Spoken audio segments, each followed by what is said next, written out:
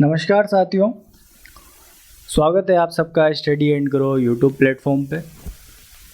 हम पढ़ रहे थे रणथंभौर के चौहान।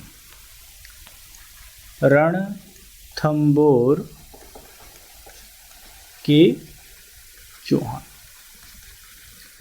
रणथंभौर के चौहान में हमने देखा था कि 1290 ईस्वी में जो जलालुद्दीन खिलजी है उसने आक्रमण किया रणथंभौर दुर्ग पर वो किस पे अधिकार करने में समर्थ हुआ? झाइन के किले पर।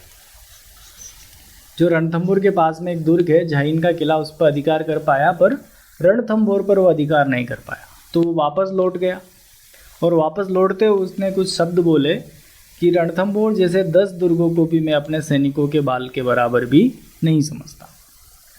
उसके आगे की बात करेंगे। रणथंभौर की बात हम कर रहे हैं और रणथंभौर में जो अभी शासक है वह है हम्मीर देव चौहान। अगर राजस्थान इतिहास की बात करें तो हम्मीर एक और शासक हुए। मेवाड़ के भी एक शासक है हम्मीर सिसोदिया, जो अरी सिंह के पुत्र थे। पर यहाँ पे बात हो रही है हम्मीर देव चौहान, जो एक चौहानों में प्रतापी शासक हुए, जिनके कार्यकाल की बात की जाएगी तो 1282 से 1301 ईस्वी तक इन्होंने शासन किया रणथंभौर में। और दिल्ली की हम बात कर रहे हैं तो दिल्ली में 1290 से 1320 ईस्वी तक शासन रहा खिलजियों का। यहाँ पर खिलजी थे और खिलजियों में 1290 में जो शासक बना वो जलालुद्दीन खिलजी बना, जेके। पर 1296 ईस्वी की बात करें तो इसका एक भतीजा हुआ अलाउद्दीन खिलजी। अलाउद्दीन खिलजी तो अलाउद्दीन खिलजी ने क्या किया, अपने चाचा को मार दिया और खुद शासक बन गया। तो 1296 से बात की जाएगी तो अलाउद्दीन खिलजी शासक बन जाता है। जलालुद्दीन खिलजी की बात हमने करी थी, इसने आक्रमण किया था पर यह सफल नहीं हुआ। तो अब हम प्रसंग स्टार्ट करेंगे अलाउद्दीन खिलजी और उनके समकालीन हम्मीर देव चौहान का। तो अगर बात की जाएगी तो यहाँ पे रणथंभौर, ये रणथंभौर दुर्ग हो गया और रणथंभौर के शासक है हम्मीर देव। और यहाँ पे दिल्ली का जो शासक है वो है अलाउद्दीन खिलजी। अलाउद्दीन। अगर भारत के नक्शे को देखें तो इस तरह से कोई भारत का नक्शा है, तो यहाँ तो पड़ता है दिल्ली और ये राजस्थान वाला क्षेत्र आ जाता है, नीचे पड़ता है गुजरात। तो अलाउद्दीन की जो सेना है वो गुजरात से लूटपाट करके आ रही थी। गुजरात से लूटपाट करके आ रही थी सेना, तो वो कहाँ से होके गुजरेगी? राजस्थान से होके गुजरेगी। और राजस्थान में यहाँ पे एक क्षेत्र पड़ता है जालोर। तो जालोर के निकट इसकी सेना पर आक्रमण कर दिया मंगोलों ने। तो मंगोलों ने अलाउद्दीन की गुजरात विजय से लौटती हुई सेना पर आक्रमण कर दिया और इसकी जो सामग्री थी वो छीन ली। उन मंगोल सैनिकों में जो मुख्य सैनिक आते हैं उनके नाम आते हैं मोहम्मद शाह और केबरू। मोहम्मद शाह और केबरू, इन दो के नेतृत्व में मंगोलों ने किसकी सेना पर आक्रमण किया? अलाउद्दीन खिलजी की। अब अलाउद्दीन खिलजी को इस बात का जब पता चला तो उन्होंने इससे बदला लेने की सोची। अब मोहम्मद शाह और केबरू कहाँ चले गए? हम्मीर देव चौहान के पास शरण ले। दोनों कहाँ पे चले गए? रणथंभौर हम्मीर देव चौहान के यहाँ पे शरण ले। अब दिल्ली के अलाउद्दीन खिलजी ने भाई पैगाम भिजवाया रणथंभौर को कि भाई हमको मोहम्मद शाह और केबरू को हमें सौंप दो। पर हम्मीर को एक नाम से जाना जाता है हटी हम्मीर। हम्मीर ने हट करी और इनको नहीं छोड़ा। अब इनको नहीं छोड़ा तो इसका क्या परिणाम हो सकता है? इसका परिणाम ये होगा कि जो दिल्ली का शासक है, कौन है दिल्ली का शासक? अलाउद्दीन खिलजी। अलाउद्दीन खिलजी और रणथंभौर के हम शासक की बात कर रहे हैं हम्मीर देव चौहान। हम्मीर देव ने किनको शरण दे रखी है? शरण किनको दी है? मोहम्मद शाह व केबरू को। ये दोनों कौन है? मंगोल सैनिक है। इन दोनों को शरण दे रखी है किसने? हमीर देव ने। पर इनको मांग कौन कर रहा है? अलाउद्दीन खिलजी कर रहा है। अब अलाउद्दीन खिलजी के यहाँ पे दो सेनापतियों की हम बात करेंगे, एक तो उलुग खां और दूसरा जो सेनापति है वह है नुसरत खां। तो जब हमीर देव चौहान ने दोनों को देने से मना कर दिया, अलाउद्दीन खिलजी को इनको सौंपने से क्या कर दिया? मना कर दिया। तो इनके दो सेनापतियों की हम बात कर रहे हैं। इन सेनापतियों के नेतृत्व में क्या होगा? आक्रमण होगा। और आक्रमण किसके ऊपर होगा? राजा हमीर के ऊपर। तो ये आक्रमण करवाया अपन ने, दोनों सेनापतियों के नेतृत्व में आक्रमण हुआ। कहाँ पर? रणथंभौर पर। आक्रमण का कारण क्या है? कारण की बात करें तो कारण है मोहम्मद शाह व केब्रू को ना लौटाना इसका आक्रमण का कारण बनता है। तो दोनों के नेतृत्व में यहाँ पे आक्रमण हुआ। और इधर बात की जाए हमीर देव की, तो हमीर देव के सेनापतियों की बात की जाए तो इसके दो सेनापति होते हैं, एक तो भीम सिंह इसका सेनापति हुआ और दूसरा सेनापति इसका है धर्म सिंह। किसके सेनापति हैं दोनों? हमीर देव चौहान के। हमीर देव चौहान के सेनापति हैं धर्म सिंह और भीम सिंह। यहाँ पर अलाउद्दीन खिलजी के सेनापति हैं उलुग खां और नुसरत खां। आक्रमण हो रहा है उलुग खां नुसरत खां के नेतृत्व में, और इधर के सेनापति हैं भीम सिंह और धर्म सिंह। तो जब ये आक्रमण हुआ तो इस आक्रमण में क्या हुआ कि जो अलाउद्दीन खिलजी का सेनापति है नुसरत खां,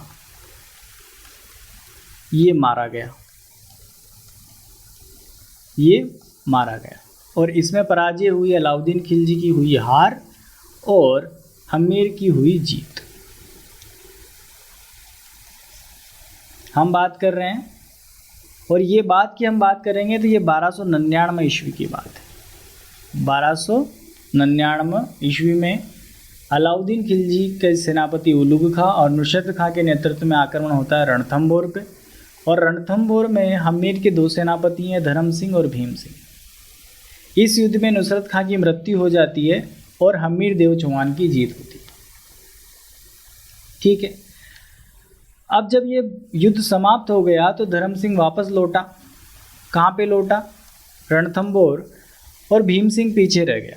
जब भीम सिंह पीछे रह गया तो उलुग खां ने इस भीम सिंह की क्या कर दी? हत्या कर दी।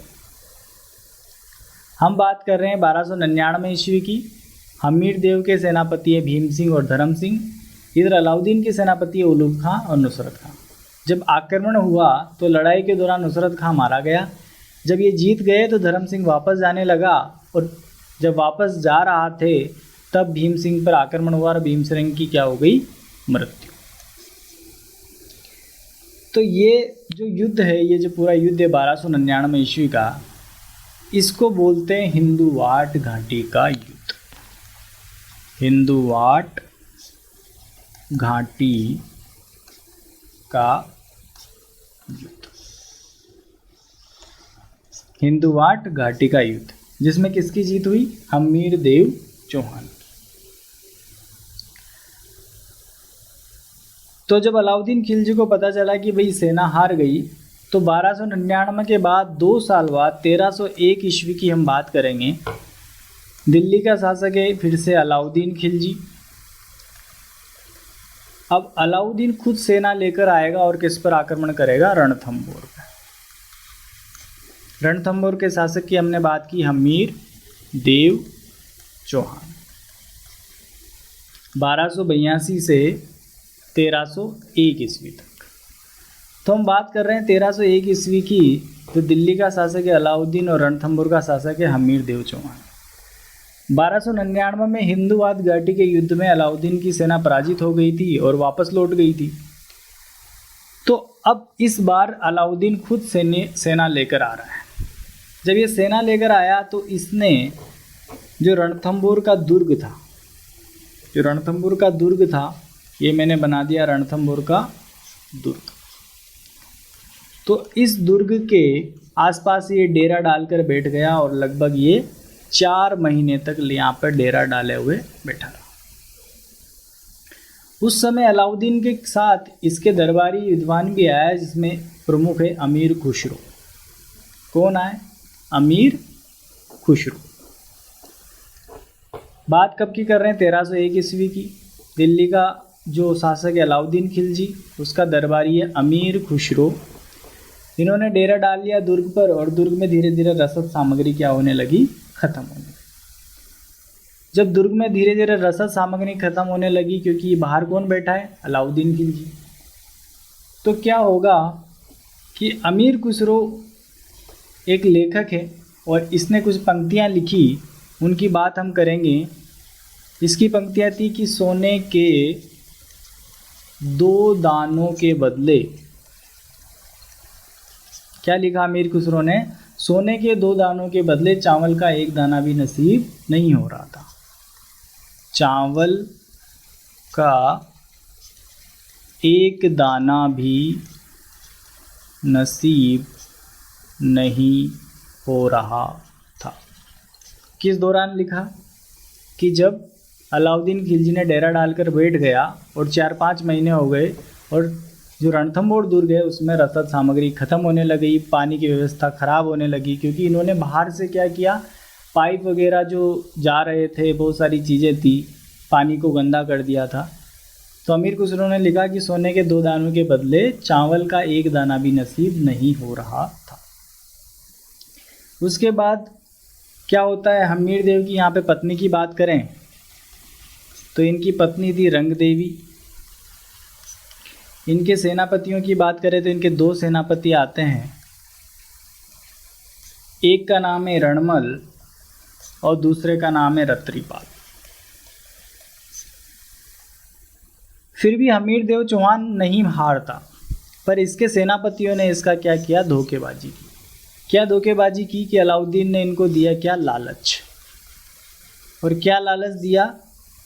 कि भाई हमीर के मरते ही हम तुमको यहाँ का परगना सौंप देंगे, यहाँ के शासक बना देंगे। तो ये दोनों लालच में आ गए और ये गुप्त दरवाजे अलाउद्दीन खिलजी को बता दिए गए और अलाउद्दीन खिलजी की सेना गुप्त दरवाज़ों से महल में प्रवेश कर गई। अब महल में प्रवेश करेगी तो हमीर देव चौहान लड़ेगा। रानी रंग देवी जो है इसकी पत्नी, इसके नेतृत्व में यहाँ पे जोहर किया जाएगा। तो जब भी केसरिया, केसरिया का क्या मतलब होता है? केसरिया का मतलब होता है कि जब सैनिक राजा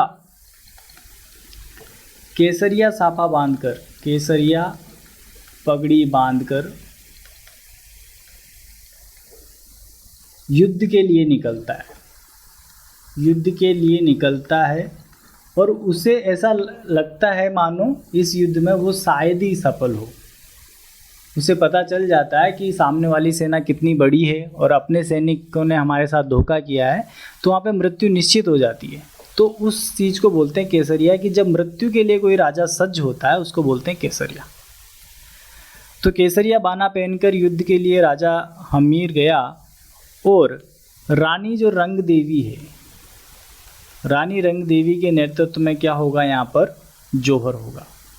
रानी रंग देवी के नेतृत्व में क्या होगा? जोहर। तो जब भी केसरिया और जोहर साथ में होता है तो उस चीज़ को हम बोलते हैं साका।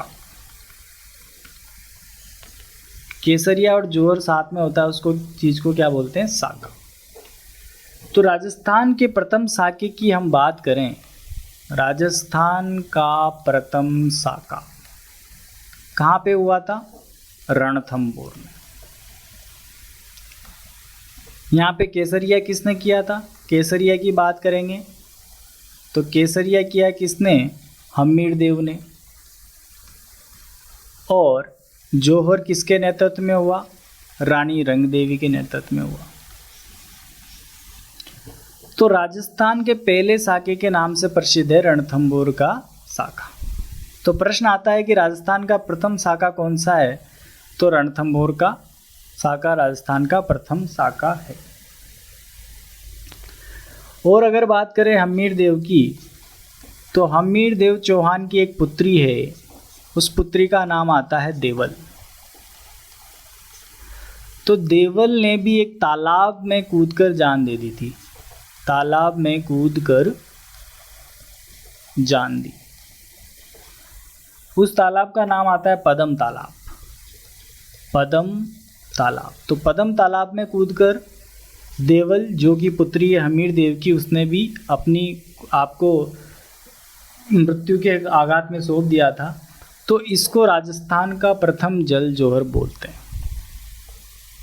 ये क्या है? राजस्थान का प्रथम जल जौहर।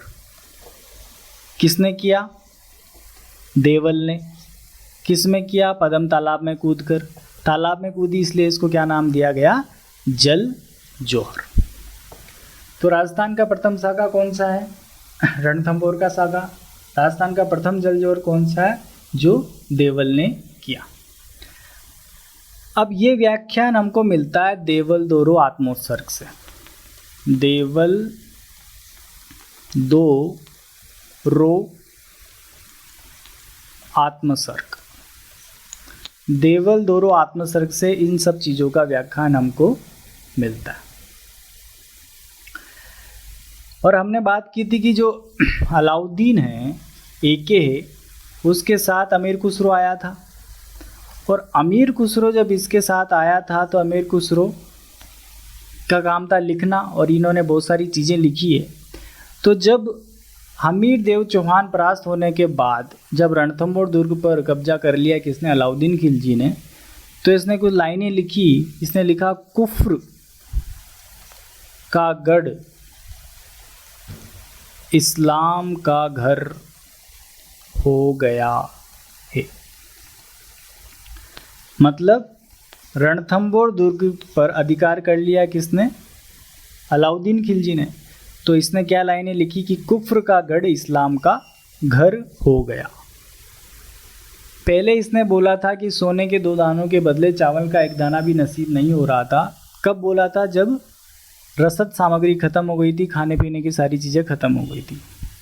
जब अधिकार हो गया तो इसने लाइनें लिखी, कुफ्र का गढ़ इस्लाम का घर हो गया है। तो हमने बात की राजस्थान के प्रथम साके की।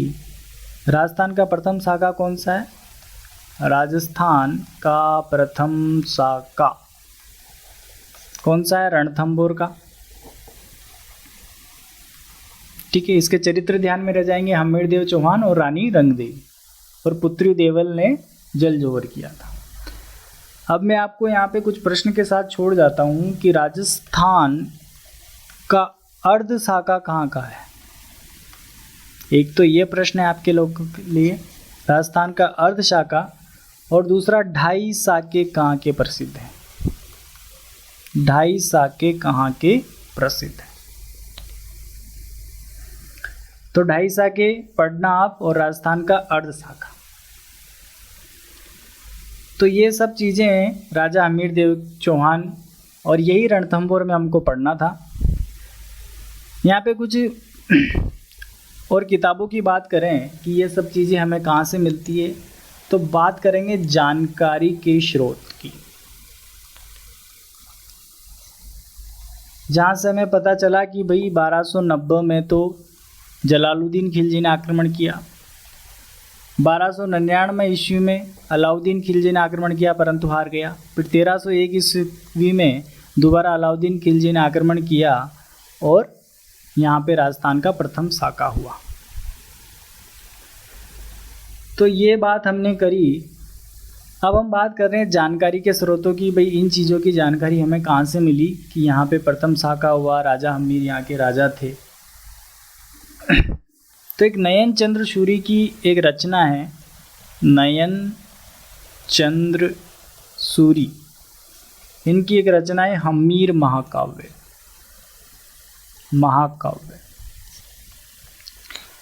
और बात करते हैं हमीर रासों की, तो जोधराज और सारंगधर